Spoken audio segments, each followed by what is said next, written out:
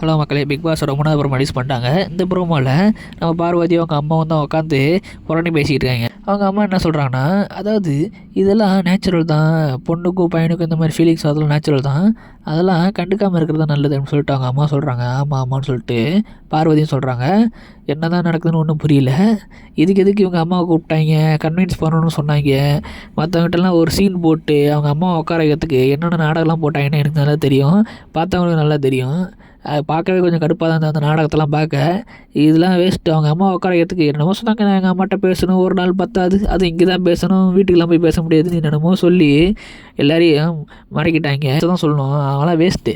பார்வதி என்ன சொன்னாலும் நம்பிடுறாங்க, அதுக்கேற்ற மாதிரி அவங்களும் பண்ணுறாங்க. பார்வதி கேமை இன்னும் புரியாமல் பார்வதி சொல்கிறதுக்கெல்லாம் ஆடிக்கிட்டு இருக்கிற மாதிரி தான் இருக்குது பார்க்க. ஹவுஸ்மேட்ஸ்லாம் பார்வதிக்கு பயப்படுற மாதிரியும் இருக்குது. எதாவது கொடுக்காம போயிட்டு அதை பண்ணுறோம்னு சொல்லிட்டு பயந்து இவ்வளவும் நடக்கிற மாதிரி தான் இருக்குது. அதே சமயம் இப்போ என்ன பேசியிருக்காங்கன்னா, அரோரா பற்றி தான் பேசியிருக்காங்க. அரோரா வந்து நல்ல பாம்பு கிடையாது, அது சரியான விஷப்பாம்பு அப்படின்னு சொல்லிட்டு பார்வதி சொல்லாங்க. ஆமாம் அப்படின்னு சொல்லிட்டு அது கூட நேற்று ஒன்று வந்துச்சு, அவள் ஃப்ரெண்டு அது ஓவராக பண்ணுச்சு அப்படின்னு சொல்லிட்டு அந்த ஃப்ரெண்டு தான் சொல்லிகிட்டு இருக்காங்க. அவங்க தான் பெரிய லார்டு லபக்கதாஸ் மாரி அவங்க ஓவராக பேசிட்டு போயிட்டு இருந்தாங்க.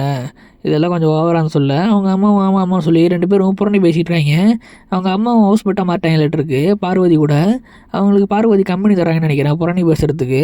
இதேமாரி தான் இந்த ப்ரோமோ போயிட்டுருக்கு. இதோட இந்த ப்ரோமோ கட் ஆகுது. இவ்வளோத்தையும் பண்ணி இவ்வளோ நாடகம்லாம் போட்டு அவங்க அம்மா உட்கார வச்சு இந்த டைட்டில் அடிச்சுட்டு போகலான்னு எவ்வளோ பிளான் போடுறாங்க. ஆனால் அது நடக்க வாய்ப்பு இல்லை. டாப் 2ல் கூட ஒரு வாய்ப்பு இல்லை.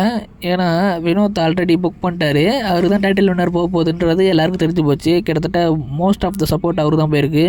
அது மட்டும் இல்லாமல் அவங்க ஃபேமிலி வந்தப்பையும் அவருக்கு இன்னும் ஹைப் ஏறிச்சே தவிர இறங்கவே இல்லை. இப்படியே போனால் அவர் தான் டைட்டில் அடிப்பார், மற்ற யாருக்கும் அடிக்கிறதுக்கு வாய்ப்பே கிடையாது. ஆல்ரெடி ஃபிக்ஸ் ஆகிடுச்சு. இதுக்கப்புறம் ஏதாவது நடந்து சேஞ்ச் ஆனதான் உண்டு. அநேகமாக சேஞ்ச் ஆக வாய்ப்பே கிடையாது. பார்ப்போம் என்ன நடக்குதுன்னு. இன்னும் நிறைய அப்டேட் தெரிஞ்சுக்க சேனல் சப்ஸ்கிரைப் பண்ணுங்க. அடுத்த வீடியோவில் பார்க்கலாம்.